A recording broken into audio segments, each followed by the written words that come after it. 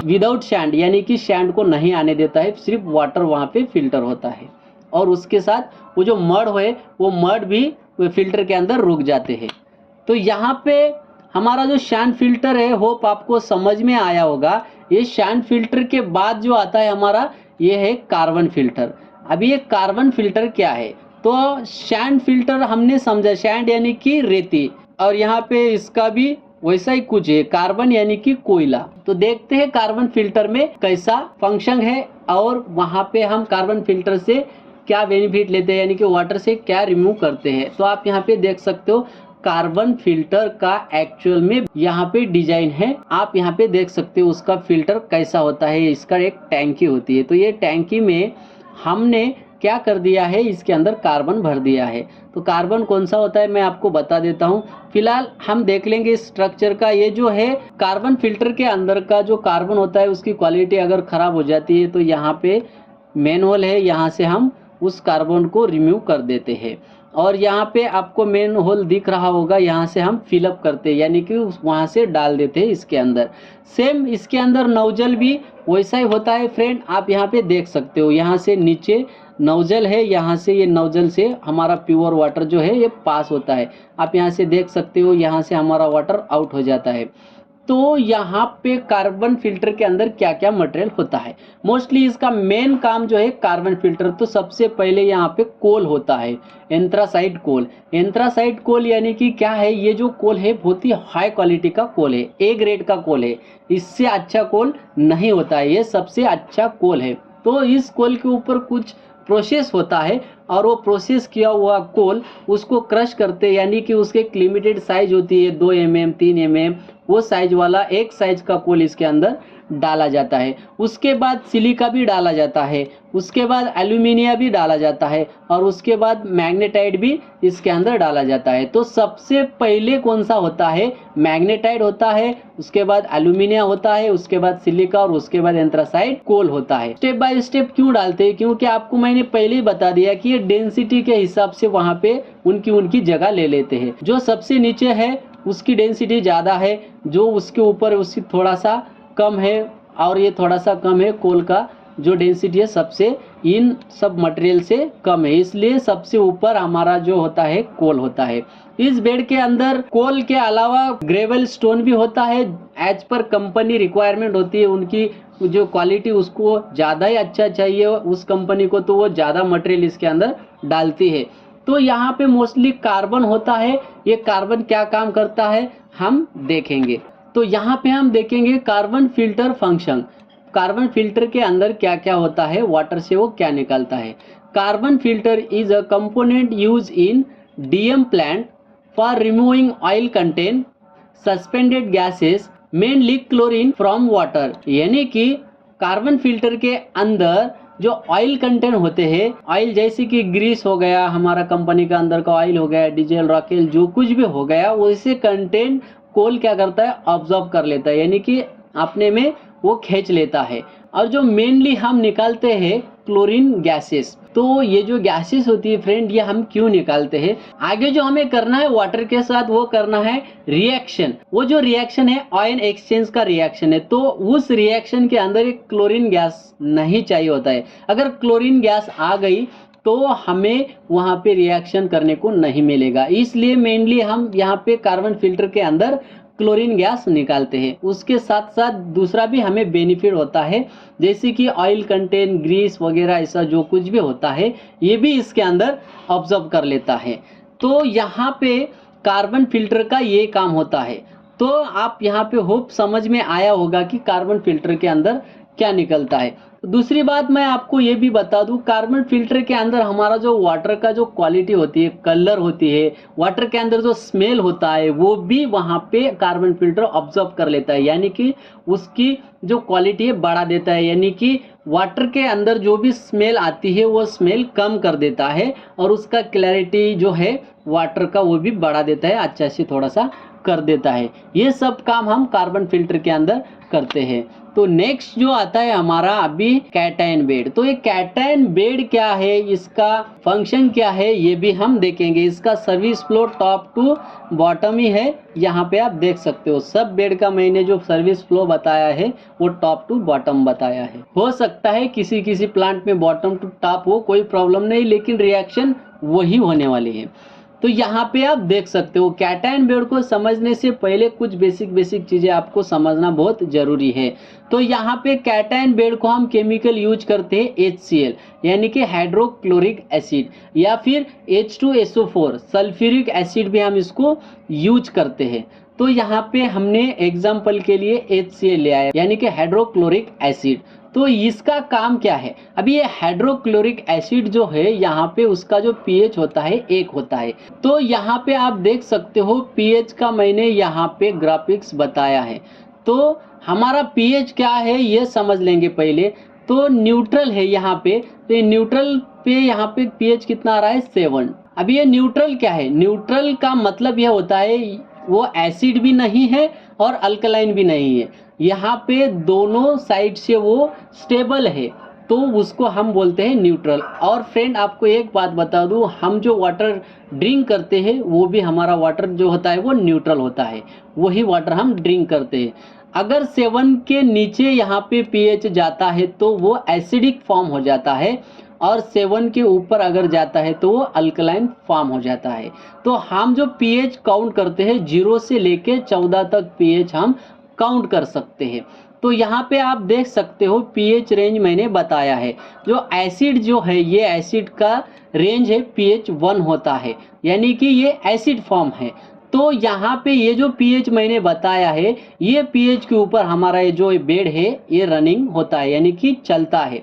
इतना pH हम इस बेड का मेंटेन रखते हैं। तो अभी ये कैटायन बेड में हम क्या करते हैं, कैटायन बेड में हम ये करते हैं, ये रेजिन डालते हैं उसके अंदर, ये रेजिन उसके अंदर फिलअप कर देते हैं। तो इस रेजिन का नाम है कैटायन, आप यहाँ पे देख सकते हो। तो दिखने में कुछ ऐसी होती है रेजिन, ये रेजिन ही है, मैंने पिक्चर लिया है यहाँ पे। ये रेजिन जो है ये केमिकल होता है। ये जो रेजिन है ये क्या करता है, वाटर के अंदर का जो आयन होते हैं, आयन का मतलब क्या है मैं आपको समझा देता हूँ। सस्पेंडेड आयन क्या होता है, तो सस्पेंडेड सॉलिड आयन जो होते हैं ये कैसे होते हैं, जैसे कि आप एक ग्लास लो, ग्लास के अंदर पानी डाल दो, उस पानी के अंदर शक्कर मिला दो और उसको पूरा मिला दो। तो फ्रेंड कुछ देर के बाद आपको वहां पे क्या देखने को मिलेगा, शक्कर आपको देखने को नहीं मिलेगा। उस आयंस को हम क्या बोलते हैं, वहां पे क्या हो गया है, वो जो शक्कर था उसके अंदर घुल गया है, लेकिन हम आँख से उसको देख नहीं सकते, केवल हम उसको अभी देख सकते हैं वो रिएक्शन की वजह से। उसको अगर हम चेक करके देखेंगे तभी हमको समझ में आएगा कि इसके अंदर शक्कर है। वरना अगर आप ग्लास के अंदर, वाटर के अंदर शक्कर मिला के टेबल के ऊपर ग्लास रख देते हो और आप मुझे बोलोगे कि इसके अंदर क्या है, तो मैं उसको पहचान नहीं सकूंगा। तो उसको ही आयन बोलते हैं। तो उस प्रकार के इसके अंदर, वाटर के अंदर आयन होते हैं, वो आयन रिमूव करने के लिए हमें रिएक्शन करना होता है। तो अभी इस रिएक्शन के वजह से वो आयन कैसे निकलते हैं मैं आपको बता देता हूँ। तो फ्रेंड यहाँ पे ये जो रेजिन होती है ये होती है निगेटिव, और हमारे वाटर के अंदर क्या होते हैं, जो आयंस होते हैं वो दोनों भी होते हैं, निगेटिव भी होते हैं और पॉजिटिव भी होते हैं। तो सबसे पहले हम क्या कर लेते हैं, ये जो निगेटिव होता है एसिड फॉर्म में होता है। तो यहाँ पे pH का रेंज बताने का मतलब ये है कि ये एसिड फॉर्म वाले जो भी आयंस होते हैं वो निगेटिव होते हैं, और जो पॉजिटिव आयंस वाले जो होते हैं वो अल्कलाइन होते हैं। तो दोनों का यहाँ पे अट्रैक्शन बन जाता है। तो यहाँ पे ये रेजिन क्या काम करती है, वाटर के अंदर का जो भी पॉजिटिव आयंस है वो पकड़ के रख लेती है इसके ऊपर। ये छोटे छोटे यहाँ पे, जैसे कि मोरी होती है हमारे घर में, जीरा मोरी हम उसको बोलते हैं, वैसे यहाँ पे मोरी जैसे ये केमिकल होता है। तो ये उसके आउटर जो होता है, आउटर साइड में जो आयन है वो पकड़ के वहां पे रखती है। तो यहाँ पे होता क्या है, हम इस बेड को HCl क्यों यूज करते हैं, एसिड क्यों यूज करते हैं और कब यूज करते हैं, तो ये देखेंगे। तो ये रेजिन क्या करती है, वाटर इसके अंदर हम जब छोड़ते हैं तो वाटर में का जो भी पॉजिटिव आयन है वो आयन कौन कौन से मैं आपको आगे बताने वाला हूँ। सिर्फ आप यहाँ पे ये समझिए कि वहाँ पे पॉजिटिव आयन जो होते हैं वाटर के वो यहाँ पे कैप्चर कर लेती है, यानी कि पकड़ के रखती है, रोक के रखती है, और आगे जो जाता है वाटर और निगेटिव जो आयंस होते हैं वाटर के अंदर का वो जाता है। तो यहाँ पे इस रेजिन का एक समय ऐसा आता है वो पकड़ के रखती है, उसके बाद वो उसका जो पकड़ने का कैपेसिटी है ख़त्म हो जाती है। यानी कि जैसे कि मैग्नेट क्या करता है, एक लिमिटेड मेटल को पकड़ता है, उसके ऊपर और चिपका वो पकड़ लेता है, उसके ऊपर और चिपका पकड़ लेता है, कुछ समय ऐसा आता है वो पकड़ने का कैपेसिटी उसका खत्म हो जाता है। वैसा ही इसका जो है आयन जो पकड़ने की कैपेसिटी है यहाँ पे खत्म हो जाती है। तो फिर हम क्या करते हैं, इसको HCl यानी कि हाइड्रोक्लोरिक एसिड जो है इसके अंदर छोड़ते हैं। कब छोड़ते हैं, जब इसका आयन एक्सचेंज करने का कैपेसिटी खत्म हो जाता है, तो यहाँ पे हम HCl से उसको वॉश करते हैं। अभी HCl से क्यों करते हैं, क्योंकि फ्रेंड मैंने आपको पहले ही बताया है इसका जो pH है यहाँ पे 2.5 से लेके 3.5 तक होता है। तो हमारा जो HCl का pH है इसका है 1, यानी कि बहुत कम है। तो इसके ऊपर जो पॉजिटिव आयन है वो आयन क्या करते हैं, ज़्यादा निगेटिव जिधर है उधर जाते हैं। तो यहाँ पे नेगेटिव में ज़्यादा ये है, इसका कॉन्सेंट्रेट ज़्यादा है HCl का।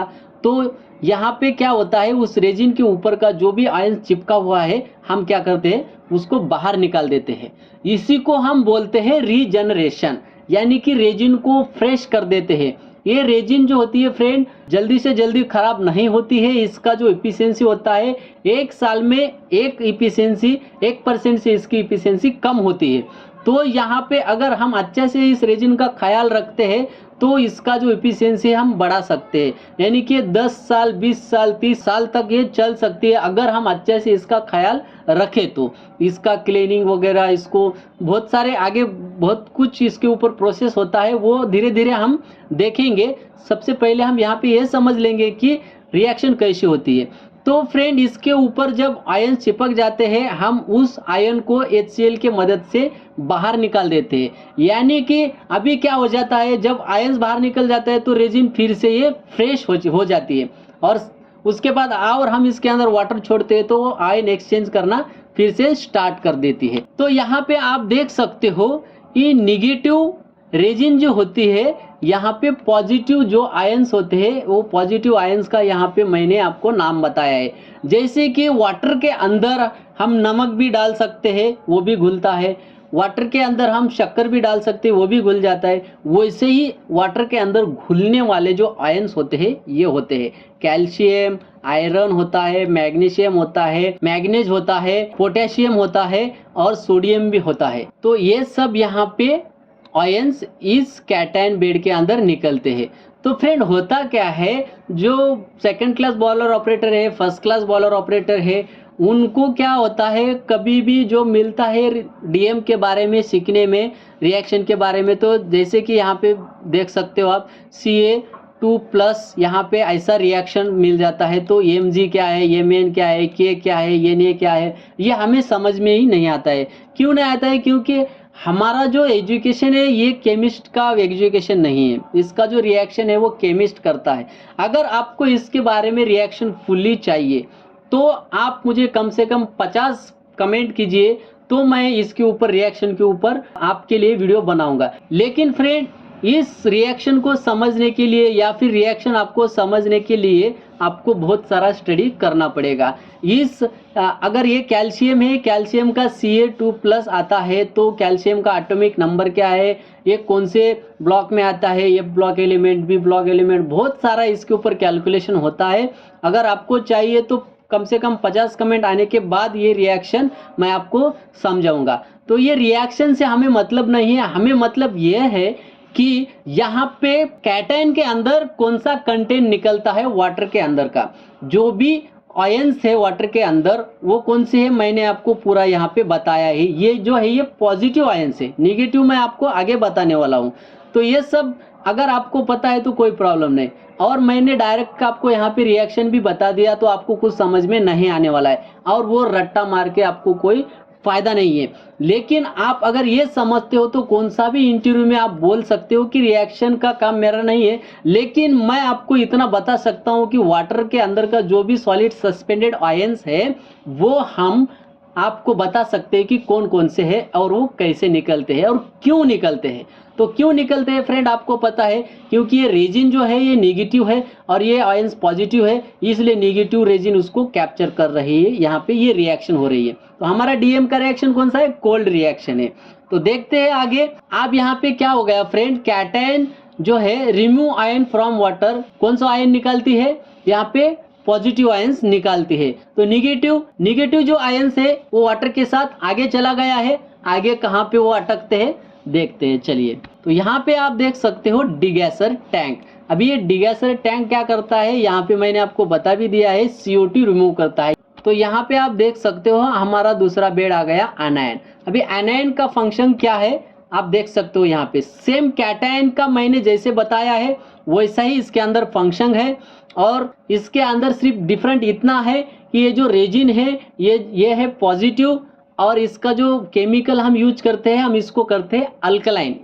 तो यहाँ पे ये अल्कलाइन केमिकल का pH रेंज है 14 तक होता है और इस बेड का जो रेंज है pH का हम जो मेंटेन रखते हैं वो 8.5 टू 9.5 तक रखते हैं। तो एनायन बेड जो है ये एनायन बेड के अंदर रेजिन एक ही टाइप की रेजिन होती है। तो ये रेजिन क्या होती है, पॉजिटिव। जो वाटर वहां से हमने फिल्टर करते हुए आयन एक्सचेंज करते हुए यहाँ तक लेके आए हैं, तो उस वाटर के अंदर अभी क्या है, तो वाटर है उसके अंदर अभी निगेटिव आयंस है और वो एसिड फॉर्म में वाटर आया है हमें। उसका pH कितना आया है 2.5 से लेके 4.5 तक हमें pH यहाँ पे मिल रहा है एनायन बेड के इनलेट को। तो यहाँ पे हम एनायन बेड के अंदर उस वाटर को छोड़ देते हैं। ये जो रेजिन है पॉजिटिव है, ये पॉजिटिव रेजिन क्या करती है, निगेटिव जो भी आयंस, जो भी वाटर के अंदर निगेटिव आयंस है वो आयंस कैप्च कर लेते हैं यहाँ पे। तो ये जो करती है जैसे कैटायन की रेजिन करती है वैसे ही यहाँ पे वो रोक के रख लेती है। जब इसकी कैपेसिटी खत्म हो जाती है तो हम इसको वॉश कर देते हैं, फिर से इसको रीजनरेट कर देते हैं, यानी कि रीजनरेशन कर देते हैं इस रेजिन को। तो ये रेजिन हम फिर से केमिकल वॉश करके फ्रेश कर देते हैं। तो यहाँ पे आप देख सकते हो कि पॉजिटिव रेजिन जो होती है उसके अंदर नेगेटिव आयंस कौन कौन से निकलते हैं। तो आप यहाँ पे देख सकते हो अल्किलिनिटी निकलता है, उसका जो केमिकल फार्मूला है CO3-2 HCO3। तो इस केमिकल रिएक्शन का हम नेक्स्ट स्पेशली वीडियो बनाएंगे। वहाँ पे देख सकते हो नेगेटिव आयंस क्लोराइड होता है, नाइट्राइड होता है, सल्फेट होता है और सिलिका होता है।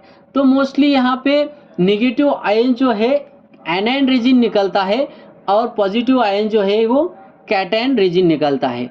लेकिन फ्रेंड आपको यहाँ पे एक कन्फ्यूजन होगा, वो कन्फ्यूजन जो है हम कैटायन बेड को क्या बोलते हैं, पॉजिटिव बेड बोलते हैं, लेकिन उसके अंदर रेजिन तो नेगेटिव होती है, वो बेड तो नेगेटिव होता है, फिर भी हम उसको पॉजिटिव बेड क्यों बोलते हैं, क्योंकि फ्रेंड हमारा जो मेन प्रोसेस हो रहा है वो पॉजिटिव का हो रहा है, यानी कि वाटर का जो आयंस निकाल रहे हैं हम वो पॉजिटिव आयंस निकाल रहे हैं, इसलिए हम उस बेड को पॉजिटिव बोलते हैं। और जो एनायन होता है इसको हम निगेटिव बोलते हैं। क्यों बोलते हैं, क्योंकि हमारे जो वाटर के अंदर का जो निगेटिव आयंस निकल रहा है वो निगेटिव आयंस निकल रहा है, इसलिए हम इस बेड को निगेटिव बेड बोलते हैं। तो यहाँ पे आपको दूसरी बात ये बता दूं, सिलिका पूरा हम नहीं निकाल सकते हैं वाटर के अंदर से। तो सिलिका के दो टाइप होते हैं, एक रिएक्टिव सिलिका होता है और दूसरा जो होता है कोलाडाइल सिलिका। तो रिएक्टिव सिलिका यानी कि वो रिएक्ट करती है, रिएक्शन होती है, इसको तो हम निकाल लेते हैं, लेकिन कोलाडाइल सिलिका जो है ये नहीं निकलता है वाटर से, हम इसको आगे पास कर देते हैं। तो कुछ अमाउंट में ये सिलिका होती है कोलाडाइल, उसके बाद आगे जाकर के अगर इसके अंदर बढ़ता है तो वो रिएक्टिव सिलिका बन जाती है। तो इसका अमाउंट हम कम कर सकते हैं इस सिलिका का, कोलाडाइल सिलिका का, लेकिन हम इसको पूरा नील नहीं करते हैं। तो होप्स फ्रेंड आपको कैटायन और आनायन समझ में आया होगा। उसके बाद हम देखने वाले हैं डीएम का जो लास्ट बेड होता है वो होता है मिक्स बेड। अभी ये मिक्स बेड क्या है, इसमें बहुत मजा आने वाला है, देख सकते हो आप मिक्स बेड क्या है। तो मिक्स बेड फ्रेंड ये बहुत ही सिंपल है। इसके अंदर हमने जो देखा था एनायन रेजिन और कैटायन रेजिन, तो कैटायन रेजिन नेगेटिव होती है और आयनाइन रेजिन पॉजिटिव होती है। लेकिन बेड हम इसको पॉजिटिव बोलते हैं और इसको निगेटिव बोलते हैं। तो ये दोनों भी रेजिन हम मिक्स करके इसके अंदर डालते हैं। अभी ये क्यों डालते हैं? क्योंकि फ्रेंड इसका जो फंक्शन है फ्रेंड सेम कैटायन में जो हुआ है आयनाइन में जो हुआ है वही फंक्शन है, लेकिन मिक्सिंग में है। तो कैटायन के अंदर क्या होता है, हमारा जो वाटर है वो एसिड फॉर्म में होता है और आयनाइन के अंदर अल्कलाइन फॉर्म में होता है। लेकिन यहाँ पे क्या हो जाता है, न्यूट्रल हो जाता है। न्यूट्रल यानी कि उस हमने जितना रॉ वाटर का पीएच लिया था जैसे कि 7, तो यहाँ पे ये काम क्या करता है, 7 पीएच का वाटर आगे छोड़ देता है। और दूसरी बात, जो भी आयंस वहाँ से छूटे हैं कैटायन से आयनाइन से, तो यहाँ पे वो रिमूव हो जाते हैं। जो भी वहाँ पे बच करके आए वो रिमूव हो जाता है।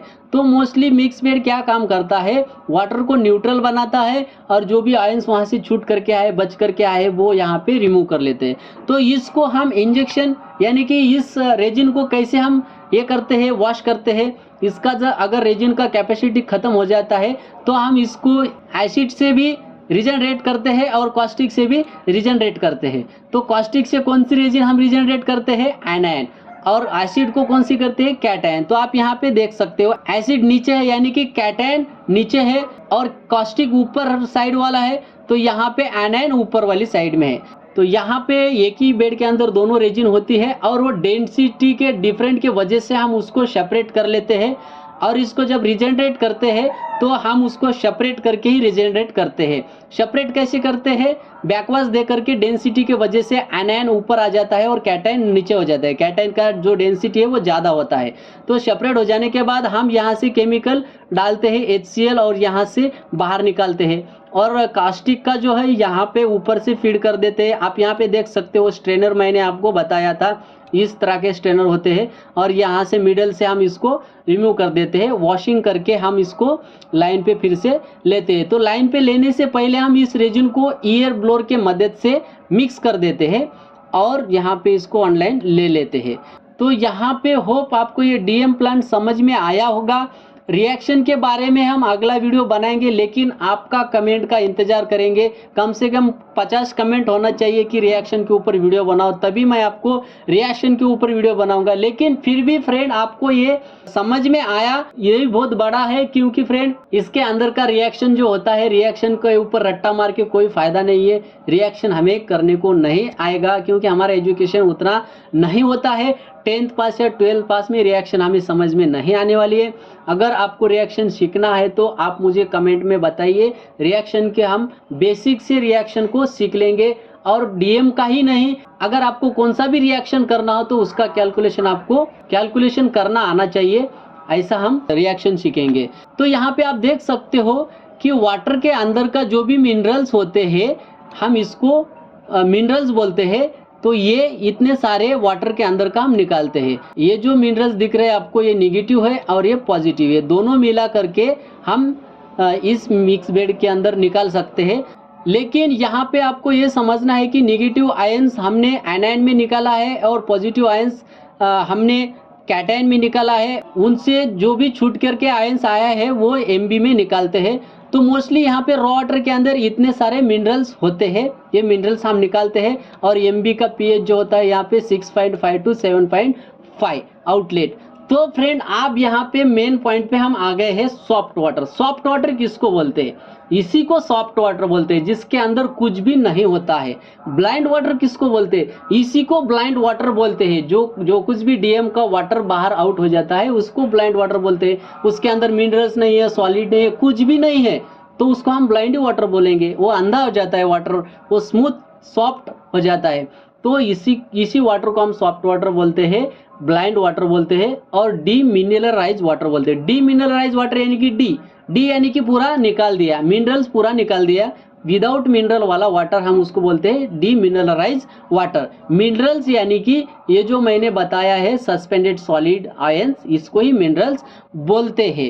तो फ्रेंड आप यहाँ पे देख सकते हो ये हमारा हार्ड वाटर हो गया। अभी हार्ड वाटर का मतलब क्या है कि इसके अंदर मिनरल्स है, और यहाँ पे सॉफ्ट वाटर हो गया। सॉफ्ट वाटर का मतलब क्या है, इसके अंदर मिनरल्स नहीं है।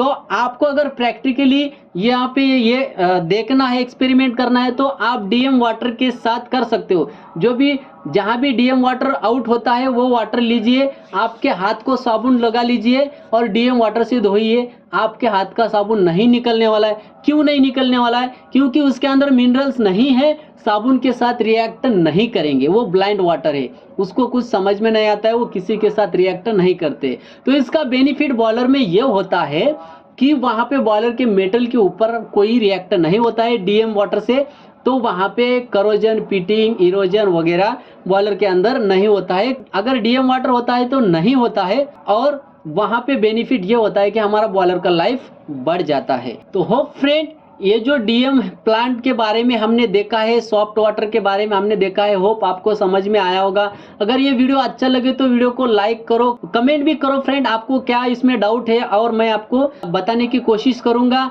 अगर वीडियो अच्छा लगे तो चैनल को सब्सक्राइब जरूर करें फ्रेंड। मिलते हैं अगली एक ऐसे इंफॉर्मेटिव नेक्स्ट वीडियो के साथ, तब तक के लिए जय हिंद।